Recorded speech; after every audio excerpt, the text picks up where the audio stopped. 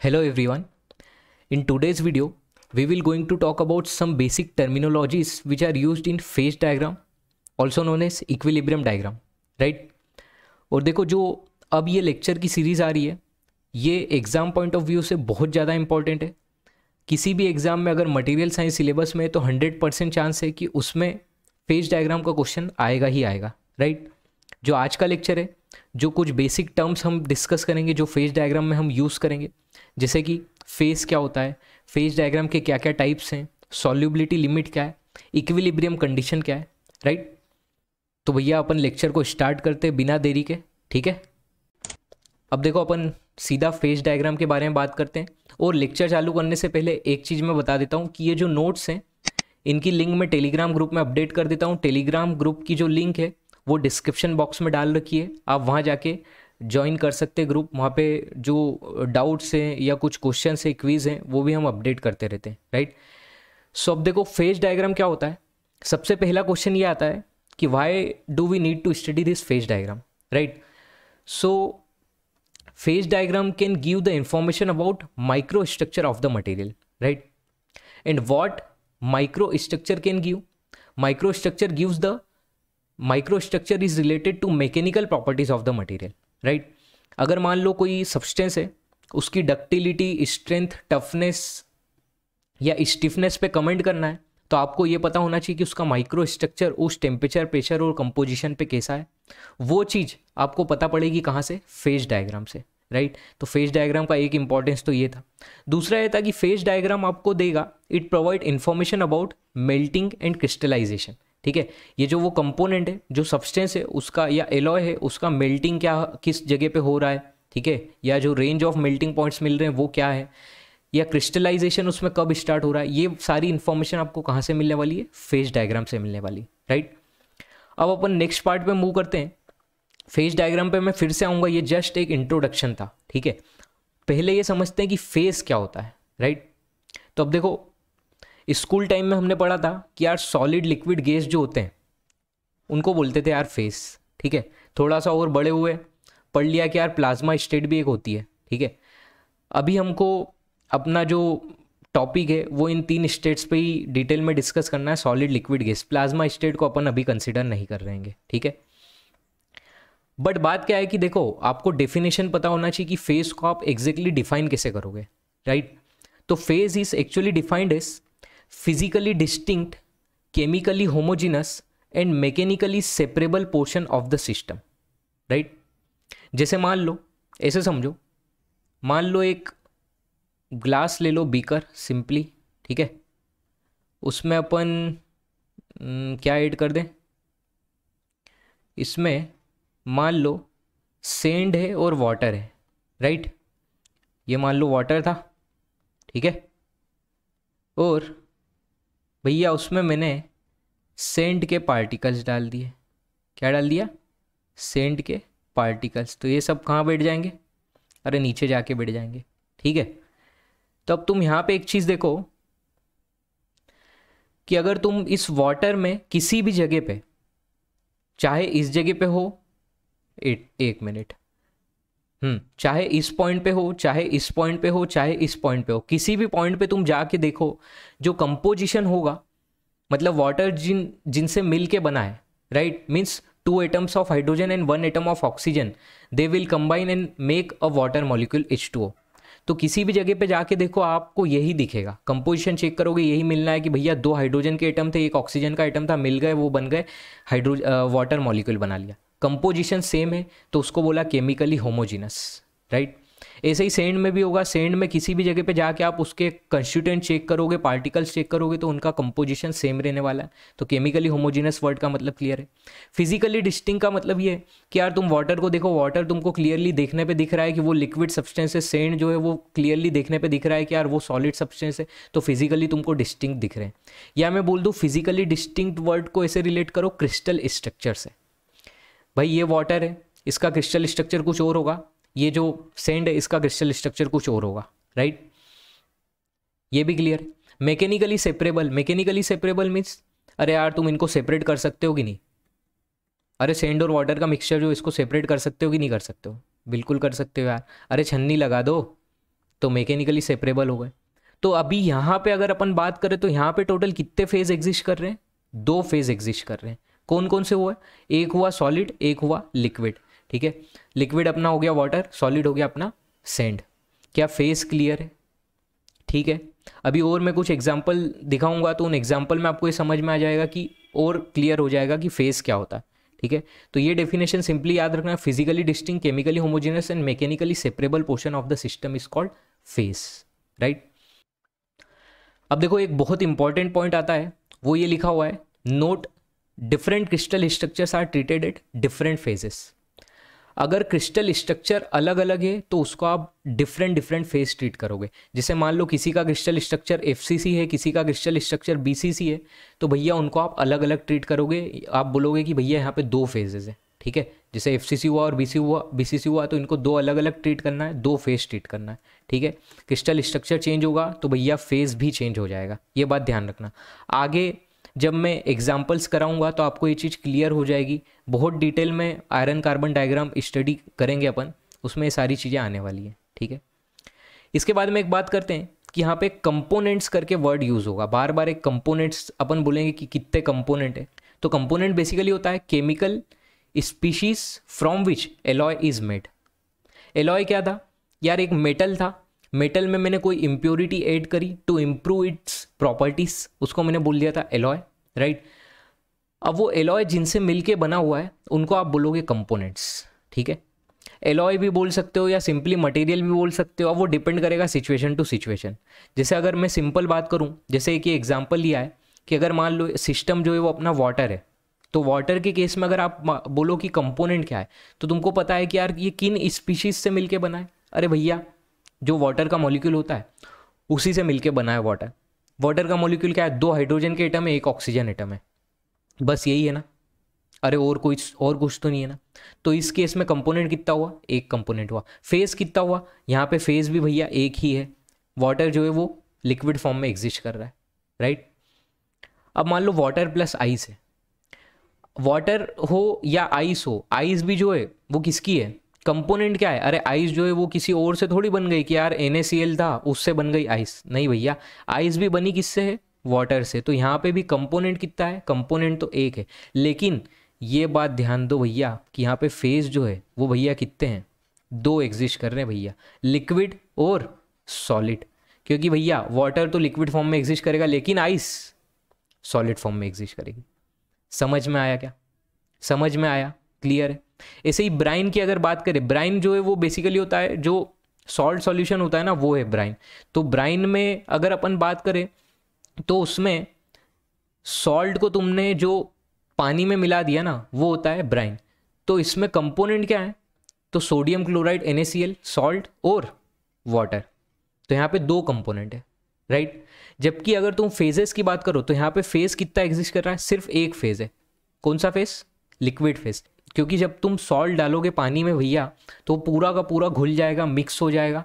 Liquid phase single phase exist करेगा।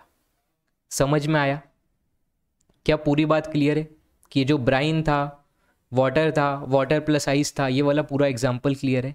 ठीक है, अब अपन मूव करते हैं कि फेज डायग्राम क्या चीज़ है। ठीक है, फेज पढ़ लिया अपन ने, फेज डायग्राम को समझते हैं। तो देखो ऐसा है, 3 वेरिएबल्स हैं, प्रेशर, टेम्परेचर और कंपोजिशन। ठीक है, इन 3 वेरिएबल्स की हेल्प से अगर आप इनको कंट्रोल कर लोगे तो इनको कंट्रोल करने से आप मटेरियल का जो फेज स्ट्रक्चर है उसको चेंज कर सकते हो। ठीक है, यहां तक की बात क्लियर है क्या? तो यही 3 वेरिएबल्स को कंट्रोल करना और उनके अलग अलग कॉम्बिनेशन को अपन ने ग्राफ पे प्लॉट कर दिया, उसको अपन बोलेंगे फेज डायग्राम, राइट। पढ़ लो क्या लिखा है, plot of combination of factors which are controlling the phase structures like pressure, temperature and composition, they are called phase diagram। तो क्या phase diagram क्लियर है? ठीक है, अब अपन मूव करते हैं कि phase diagram के टाइप्स देखते हैं कि क्या क्या इनके डिफरेंट टाइप्स हैं, राइट। तो जरा इस जगह पे फोकस करो, देखो क्या क्या टाइप्स हैं इसके। सबसे पहला आता है यूनरी फेज डायग्राम। ठीक है, क्या आता है? Unary phase diagram. यूनरी मतलब क्लियरली समझ में आ रहा है यार? यूनिट मतलब यहाँ पे अगर मैं बात करूँ कि number of component, C means denote कर रहा है कंपोनेंट को, तो यहाँ पे नंबर ऑफ कंपोनेंट कितने, 1 है। अगर एक ही कंपोनेंट से मिलके अपना वो जो सब्सटेंस है वो बना है, तो क्या मैं बोल सकता हूँ कि वो प्योर सब्सटेंस हुआ? अरे ठीक है ना, प्योर सब्सटेंस की डेफिनेशन यही तो है, सिंगल कंपोनेंट से मिलके वो बना हुआ है, तो प्योर सब्सटेंस हो गया, ठीक है। और अगर वो प्योर सब्सटेंस है तो क्या मैं बोल सकता हूँ कि उसका कंपोजिशन जो है वो कांस्टेंट रहने वाला है, राइट। अरे वाटर, प्योर वाटर अपन ने देखा, तो प्योर वाटर में तुम किसी भी पॉइंट पे जाके चेक करो, हाइड्रोजन एटम और ऑक्सीजन एटम एक पर्टिकुलर रेशियो में ही मिलेंगे और वाटर मॉलिक्यूल बनेगा, तो कंपोजिशन कांस्टेंट रहने वाला है किसी भी पॉइंट पे। क्लियर है क्या? प्योर सब्सटेंस था, समझ में आया। अब यहाँ पे क्या होता है कि यहाँ पे कंपोजिशन तो कांस्टेंट रखते हैं, तो किनको वेरी करोगे? जो दो फैक्टर जो बचे हुए हैं, प्रेशर और टेम्परेचर। तो प्रेशर और टेम्परेचर इसमें वेरिएबल होते हैं, राइट। जैसे इस डायग्राम पे फोकस करो, ये आपने थर्मोडायनेमिक्स में डायग्राम पढ़ा होगा यार, वाटर का डायग्राम बनाया है, वाटर का प्रेशर टेम्परेचर मैंने डायग्राम यहाँ पे प्लॉट कर रखा है, ठीक है। ये अलग अलग कर्व्स होते हैं, ठीक है। यहाँ पे इस तरफ सॉलिड है, इस तरफ यहाँ पे लिक्विड प्लस सॉलिड है, और ये वाले पोर्शन में वेपर हो गया। और अगर इस पॉइंट पे फोकस करो तो ये पॉइंट जो है, कौन सा पॉइंट? ये पॉइंट, ये हो गया ट्रिपल पॉइंट ऑफ वाटर, ठीक है। 273.16 केल्विन होता है ना। यहाँ पे तीनों फेज जो है वो एग्जिस्ट कर रहे हैं इक्विलिब्रियम में, ठीक है। और इस पॉइंट को इनवेरिएबल पॉइंट भी तुम बोलोगे, क्योंकि ये फिक्स है, सिंगल पॉइंट है कि एक प्रेशर और टेम्परेचर और कंपोजिशन की जो कंडीशन आएगी उसी पे मिलने वाला है। अगर तुम प्रेशर या टेम्परेचर किसी भी एक को चेंज कर दोगे तो ये जो है वो डिस्टर्ब हो जाएगा, तीन फेस एक साथ को एग्जिस्ट नहीं करने वाले। ये था ट्रिपल पॉइंट। तो अपना एम था यूनरी फेज डायग्राम को समझना। तो क्या यूनरी फेज डायग्राम तुमको क्लियर है? सिंगल कंपोनेंट के लिए जो फेज डायग्राम आप बनाओगे वो होगा यूनरी फेज डायग्राम। इसी तरीके से क्या आप बाइनरी फेज डायग्राम के बारे में बता सकते हो? अरे नंबर ऑफ कंपोनेंट 2 हो जाएंगे यार, राइट। यहाँ पे अगर अपन बात करें तो बाइनरी फेज डायग्राम जो है, इसी के बारे में अपने को बहुत डिटेल में स्टडी करना है। जो अपना मटेरियल साइंस का सिलेबस है उसमें हमको बाइनरी फेज डायग्राम ही देखना है, ठीक है। इसके और भी डिफरेंट टाइप्स होते हैं, उनको मैं अपकमिंग लेक्चर्स में कवर करूँगा, राइट। अगर मैं बाइनरी फेज डायग्राम की बात करूँ तो यहाँ पे नंबर ऑफ कंपोनेंट 2 हैं और टेम्परेचर और कंपोजिशन वेरिएबल है, प्रेशर जबकि कांस्टेंट है। जो भी हम फेज डायग्राम अभी आने वाले लेक्चर्स में पढ़ेंगे, आप उसमें देखोगे कि प्रेशर जो है वो 1 ATM का फिक्स है, ठीक है। 1 एटमॉस्फेरिक प्रेशर पे अपन बनाएंगे, सारी स्टडी करेंगे। जबकि तुम देखोगे वाई एक्सिस पे टेम्परेचर होगा जो कि वेरी कर रहा होगा, और एक्स एक्सिस पे कंपोजिशन होगा, राइट। तो टेम्परेचर और कंपोजिशन ये दो पार्ट जो थे ये वेरिएबल थे, राइट। ऐसे ही टर्नरी फेज डायग्राम होता है एक। अगर मैं टर्नरी फेज डायग्राम के बारे में बोलूँ तो क्या ये बोल सकता हूँ कि यहाँ पे नंबर ऑफ कंपोनेंट जो होंगे वो क्या होंगे? 3 होंगे, ठीक है। यहाँ पे अगर बात करें तो यहाँ पे भी वही पॉइंट आएगा कि टेम्परेचर और कंपोजिशन जो है ये वेरी करेगा, राइट। प्रेशर अपन कांस्टेंट रखने वाले हैं, ठीक है। अब इसका डायग्राम कैसे बनता है तो सिर्फ एक जरा सा देख लो।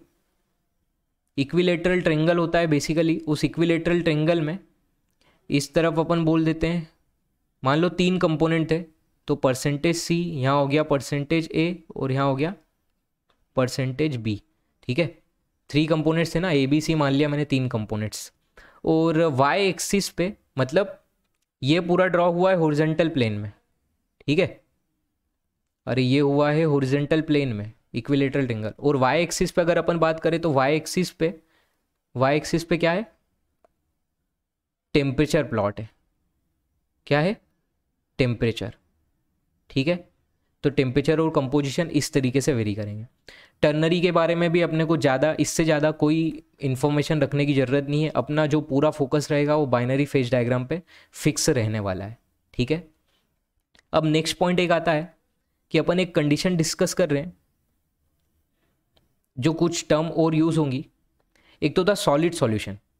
देखो सॉलिड सॉल्यूशन के बारे में मैं ऑलरेडी डिटेल में इस लेक्चर में कवर कर चुका हूँ। अगर नहीं देखा हो तो मेरे इस लेक्चर में जाके देखना, पूरा पढ़ा रखा है।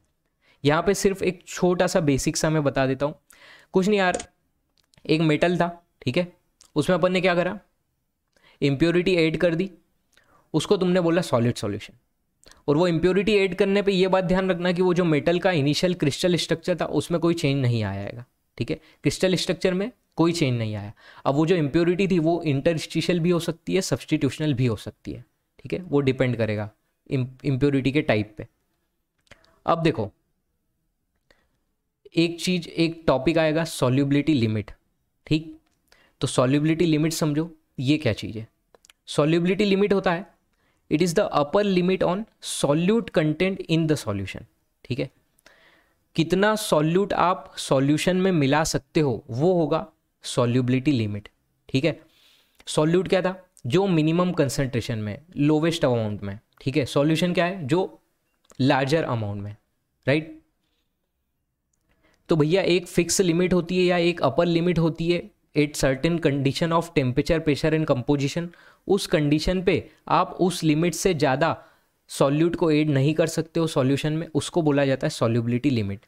जैसे इस डायग्राम पे जरा फोकस करो, इस डायग्राम में ये शुगर का बता रखा है, ठीक है। यहाँ पे फोकस करो, देखो वाई एक्सिस पे तुमको दिख रहा है टेम्परेचर है, एक्स एक्सिस पे जो है वो कंपोजिशन है, ठीक है, वेट परसेंटेज कंपोजिशन है। इसमें क्या किया है कि एक क्लोज्ड कंटेनर था, उसमें क्लोज्ड कंटेनर में तुमने वाटर में शुगर ऐड की है, ठीक है। तो अब इसमें ऐसा है कि यार जैसे मान लो तुम वाटर में शुगर ऐड कर रहे हो ना, तो जैसे मान लो अगर अपन 20 डिग्री सेंटीग्रेड पे, कितने पे, 20 डिग्री सेंटीग्रेड पे, तो 20 डिग्री सेंटीग्रेड पे तुम देखोगे कि वाटर में जब तुमने शुगर ऐड करी तो मैक्सिमम इतनी ही शुगर ऐड हो सकती है। यहाँ पे अगर अपन अप्रॉक्स बात करें, मान लो ये अप्रॉक्स 65% था, कितना था, 65%। तो 20 डिग्री सेंटीग्रेड पे इस क्लोज्ड कंटेनर में वाटर में जो शुगर तुम डालोगे वो मैक्सिमम 65% ऑफ शुगर जो है वो मिक्स हो जाएगा, बाकी 35% जो है वो वाटर रहने वाला है, ठीक है। समझ में आया। 65 से ज़्यादा अगर मान लो तुम और ऐड करते हो, जैसे मान लो तुमने क्या किया कि भाई शुगर तुम ऐड करते गए मिक्स हो गई, ठीक है, जो 20 डिग्री था उस पर मिक्स हो गई। अब मान लो तुमने फर्दर शुगर ऐड करी, तो फर्दर शुगर कुछ नहीं भैया, वो वाटर में सिंपली सॉलिड फॉर्म में बस ऐसी पड़ी रहेगी। जैसे मान लो कंटेनर था ना, तो कंटेनर के बेस में जाके पड़ी रहने वाली है, तो वो एक डिफरेंट फेज हो जाएगा। उस केस में लिक्विड सॉल्यूशन जो कि होगा शुगर और वाटर का मिक्सचर, ठीक है, और सॉलिड शुगर, ये दो फेज एग्जिस्ट कर रहे होंगे उस केस में, ठीक है। तो ये सॉल्युबिलिटी लिमिट वाली कंडीशन क्लियर है कि सॉल्युबिलिटी लिमिट क्या होगा कि एक पर्टिकुलर प्रेशर, टेम्परेचर और कंपोजिशन के ऊपर एक फिक्स अमाउंट होगा, सॉल्यूट का मैक्सिमम अमाउंट होगा जो कि सॉल्यूशन में ऐड किया जा सकता है, उसको अपन बोल रहे हैं सॉल्युबिलिटी लिमिट। क्लियर है क्या? अरे क्लियर है ये वाली बात, ठीक है। अब अपन आगे मूव करते हैं। एक पॉइंट था जो मैंने शुरू में बोला था कि फेज डायग्राम्स को इक्विलिब्रियम डायग्राम भी बोलते हैं, राइट। तो ये इक्विलिब्रियम वर्ड का क्या मतलब है, अपन इस पे फोकस कर रहे हैं। Phase diagrams are also known as equilibrium diagram. तो इक्विलिब्रियम वर्ड क्या है समझो। इक्विलिब्रियम का मतलब बेसिकली बस ये है कि जो सिस्टम की करेक्टरिस्टिक होगी they do not change with respect to time. Time के साथ में सिस्टम की करेक्टरिस्टिक्स में कोई चेंज नहीं आने वाला, ठीक है। क्या क्या करेक्टरिस्टिक हो सकती है, जो भी अपन प्रॉपर्टीज बोल रहे हैं, जैसे हो सकता है कि उसमें डिफरेंट फेजेस एग्जिस्ट कर रहे हो, तो जो फेजेस का अमाउंट है उसमें कोई चेंज नहीं आने वाला टाइम के साथ में। जैसे अगर मैं ये ऊपर बात करूं, तो ये जो ऊपर अपन ने एग्जांपल लिया था ये 20 डिग्री वाला, और जो शुगर का एग्जांपल लिया था ना, तो 20 डिग्री सेंटीग्रेड पे तुमने अभी देखा कि भैया मैक्सिमम 65% ऑफ शुगर ऐड किया जा सकता है, ठीक। अब ये मान लो तुम 2 घंटे बाद आके भी अगर बीकर को चेक करोगे तब भी ये कंडीशन मेंटेन रहने वाली है, ठीक है। तो इक्विलिब्रियम क्लियर है कि टाइम के साथ में फेज का अमाउंट नहीं चेंज हो रहा है, करेक्टरिस्टिक चेंज नहीं हो रही है। अगर मैं फेज की टर्म में बोल दूंगा तो उसको फेज इक्विलिब्रिया बोल देंगे, ठीक है, कि phase characteristic of the system do not change with respect to time, ठीक है। क्या यहां तक की बात क्लियर है? बोलो। अब जो नेक्स्ट लेक्चर होगा उसमें हम देखेंगे बाइनरी फेज डायग्राम जो है उसको डिटेल में स्टडी करेंगे, राइट। और मैं फिर बोल रहा हूँ कि ये जो टॉपिक है एग्जाम पॉइंट ऑफ व्यू से बहुत ज़्यादा इंपॉर्टेंट टॉपिक है, क्वेश्चन इसमें से आते रहते हैं, और जो नोट्स हैं वो आपको टेलीग्राम ग्रुप में मिल जाएंगे। एंड अगर आपको लेक्चर अच्छा लगा तो भैया सब्सक्राइब करना मत भूलना, अपने जितने भी दोस्त हो, फ्रेंड्स हो, उनके साथ में लिंक शेयर कर देना। मिलते हैं नेक्स्ट वीडियो में, तब तक के लिए बाय बाय, टेक केयर, खुश रहो, मस्त रहो।